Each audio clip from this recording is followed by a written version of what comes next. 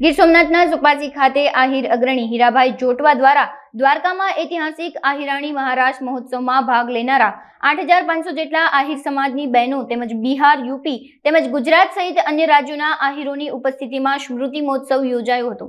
આ મહારાસમાં સંગીત આપનાર કલાકારોને પ્રશસ્તિપત્ર અને શિલ્ડ આપી શાલ ઓઢાડી સન્માનિત કરવામાં આવ્યા હતા। આ સ્મૃતિ મહોત્સવ પ્રસંગે ગીર સોમનાથ જિલ્લાની 4200, જૂનાગઢ જિલ્લાની 3800 જ્યારે પોરબંદર જિલ્લાની 500 બહેનોએ હાજરી આપી હતી। આ પ્રસંગે દિલ્હી કેબિનેટ મંત્રી જગદીશ યાદવ, એડવોકેટ હેમંત યાદવ, ધારાસભ્ય વિક્રમભાઈ માડમ, ભગવાનભાઈ બારડ, પૂર્વ ધારાસભ્ય રાજસિંહભાઈ જોટવા, ભીખુભાઈ ભારતીય સહિતના હાજર રહ્યા હતા। સત્યમ વિજ્ઞાનમાનંદમ પૂર્ણ બ્રહ્મ સનાતનમ પરમમ પુરુષમ વંદે શ્રીમદ્વારવતીશ્વરમ। આજે આહિરાણી મહારાસ મહોત્સવની સ્મૃતિ અંતર્ગત આ કાર્યક્રમ અને કાર્યક્રમમાં વિશેષ રીતે ઉપસ્થિત અખિલ ભારતીય આહિર સમાજના પ્રમુખ શ્રી જવાહરભાઈ, વિક્રમભાઈ, આપણા તાવડાના ધારાસભ્ય શ્રી ભગવાનભાઈ, શ્રી રાજસિંહભાઈ જોટવા તથા ઉપસ્થિત તમામ મંચસ્થ આહિર સમાજના મહાનુભાવો તથા અગ્રણીઓ, જેમનો મૂળ સંકલ્પ રહ્યો છે કે આવો સ્મૃતિ ઉત્સવ થાય અને આ ઉત્સવ વારંવાર આપણી સ્મૃતિમાંથી બહાર ના નીકળે, એવા આજના મુખ્ય મનોરથી આ કાર્યક્રમના લોકનાયક શ્રી હીરાભાઈ જોટવા,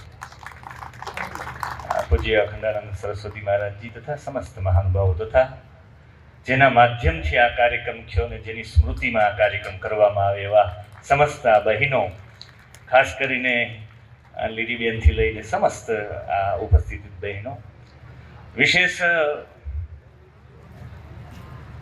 રાસની ચર્ચા તો નહીં કરું પણ એક એ રાસ અંતર્ગતની એક ચર્ચા કરીશ।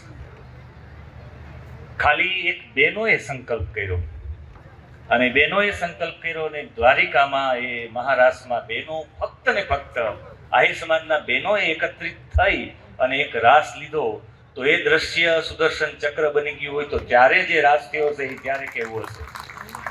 મેં એક વખત કોઈ કથામાં મેં ઉલ્લેખ કર્યો હતો, એ કરમૂર પરિવારની કથા હોય કે બીજી કોઈ કથા હોય, કથામાં મેં ઉલ્લેખ કર્યો હતો કે 16,108 જો ફરીથી આહિરાણીઓ રાસ માટે તૈયાર થાય તો કનૈયાને પાછું નીચે ઉતરવું પડે, પણ આ તો વર્લ્ડ રેકોર્ડ થઈ ગયો।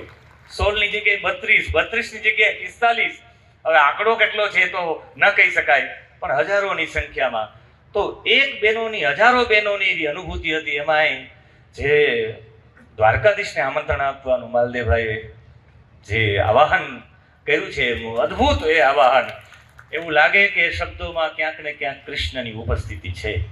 તો એવા મહારાષ્ટ્રની સ્મૃતિમાં મને આજે એક બાબત ભગવાન શ્રી કૃષ્ણની યાદ આવે। ભગવાને જ્યારે ખાંડવ વન બાળ્યું અર્જુન અને કૃષ્ણએ બંને, ત્યારે ઇન્દ્ર અને અગ્નિની બધા દેવતાઓ પ્રસન્ન થયા અને અર્જુનને કહ્યું માગો, ત્યારે ગાંડીવ, ધનુષ્ય અને ઘણા બધા હથિયારો આપ્યા, પણ જ્યારે કૃષ્ણને માગવાનું કહ્યું કે કૃષ્ણ તમે કંઈક માગો, ત્યારે કૃષ્ણનો જવાબ હતો પ્રીતિમ પાર્થેન શાશ્વતી, મને અર્જુન સાથે પ્રીતિ જોઈએ, અર્જુનની અને મારી પ્રીતિ ઓછી ન થવી જોઈએ, આવી જેની માંગણી હતી। અને ભગવાન કૃષ્ણ ખૂબ જ પ્રેમ કરતા અર્જુનને। શા માટે અર્જુનને પ્રેમ કરતા? એના માટેનું મારે એક સૂત્ર, એક લાઈન અને એક શ્રીમદ ભગવદ્ ગીતાના 9મા અધ્યાયનો પહેલો શ્લોક એ મારે પ્રસ્થાપિત કરી મારી વાણીને વિરામ આપવો છે। એટલા બધા મહાનુભાવો બાકી છે પોતાનો સદભાવ વ્યક્ત કરે, પણ એ પૂર્વમાં ભગવાન જગતગુરુ શ્રી કૃષ્ણ કહે છે ઇદમ તુતે ગુહ્યતમમ પ્રવક્ષ્યામિ અનસૂયવે। આ ભગવાને કહ્યું કે હું તને ગુહ્યતમમ જ્ઞાન આપું, એક સ્થૂલ હોય, એક સૂક્ષ્મ હોય, એક એનાથી સૂક્ષ્મતર હોય અને અત્યંત સૂક્ષ્મ હોય ને સૂક્ષ્મતમમ કહેવાય, એમ અત્યંત ગુપ્ત હોય ને ગુહ્યતમમ કહેવાય। પ્રવક્ષ્યામિ, હું તને કહીશ। શા માટે કહીશ? અર્જુનને શા માટે કહેવા માંગતા હતા? એનો જવાબ હતો અર્જુનનું સંબોધન કરવામાં આવ્યું છે અનસૂયવે, તું અનસૂયો છે। અનઅસૂયા, જેની અંદર અસૂયા નથી, અને અસૂયા નથી એનો એક મતલબ એ થાય, અસૂયાનો મતલબ થાય પરગુણે દોષ દર્શનમ ઇતિ અસૂયા, બીજાના ગુણમાં દોષનું દર્શન કરવું એને અસૂયા કહેવાય. તમારામાં ગુણ છે તો વખાણવાના. અર્જુન કઈ ડરી નતો ગયો મહાભારતના યુદ્ધથી. જે એકલા એ અર્જુને પિતામહ ભીષ્મથી લઈ દ્રોણાચાર્યથી લઈ દુર્યોધન લઈ બધાને 60 બાણ 70 બાણ 80 બાણ 90 બાણ માર્યા. એકલા બ્રેહન્નલા બનેલા અર્જુને બધાને ઘાયલ કરી દીધા, તમામના ઉપસ્ત્ર લઈ લીધા. એવો અર્જુન ડરે નહીં ને મમત્વમાં ન આવે. પણ અર્જુનનો સૌથી મોટો ગુણ એ હતો, એ અનસૂય હતો. કોઈના દોષમાં કોઈના ગુણમાં પણ દોષ નહીં જોવો. એ વિચારતો હતો કે આવા દ્રોણાચાર્ય જેવા, આવા પિતામહ ભીષ્મ જેવા આવા ગુણી વારંવાર પેદા નહીં થાય, વારંવાર ઉત્પન્ન નહીં થાય. એને મારીને મારે સંસ્કૃતિને નીચી નથી પછાડવી. અર્જુનને આ ડર હતો. એવા ગુણિયાન લોકો નીચે પડવા જ ન જોઈએ. આવી જે વિચારધારા જેની અંદર છે, જેની અંદર ગુણ છે, એ ગુણની અંદર દોષ દર્શન કરવું એને અસૂયા કહેવાય. અને અર્જુન છે એ અનઅસૂયા એટલે અનસૂયા. આપણે બેનોના નામ હોય ઘણા બધાના, અનસૂયા બેન, એનો મતલબ અનઅસૂયા, જેની અંદર અસૂયા નથી.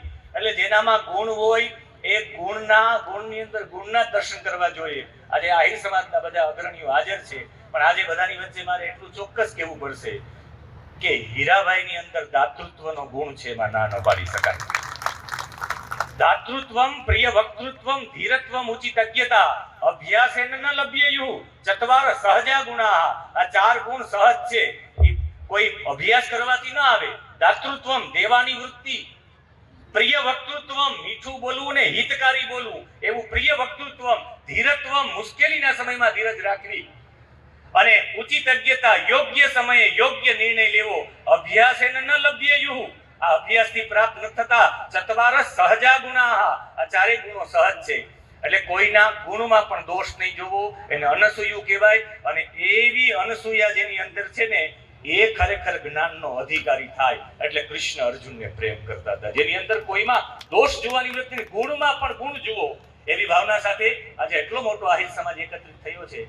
તો આજના દિવસે આ મહારાષ્ટ્ર જે થયો એની સ્મૃતિમાં આ ઉત્સવ છે. એમના મનોરથી હીરાભાઈ થયા છે, ને હીરાભાઈને આજના દિવસે હું શુભાશીષ પાઠવું છું ને દ્વારકાધીશના ચરણોમાં પ્રાર્થના કરું છું. ખાસ કરીને ગીર સોમનાથની 4200 બહેનો, જુનાગઢની 3800 બહેનો, 533 પોરબંદરની અને કમિટીઓ બહેનો, આ બધા જે આવ્યા છે એમનો ખૂબ ખૂબ ખૂબ આવકારું છું.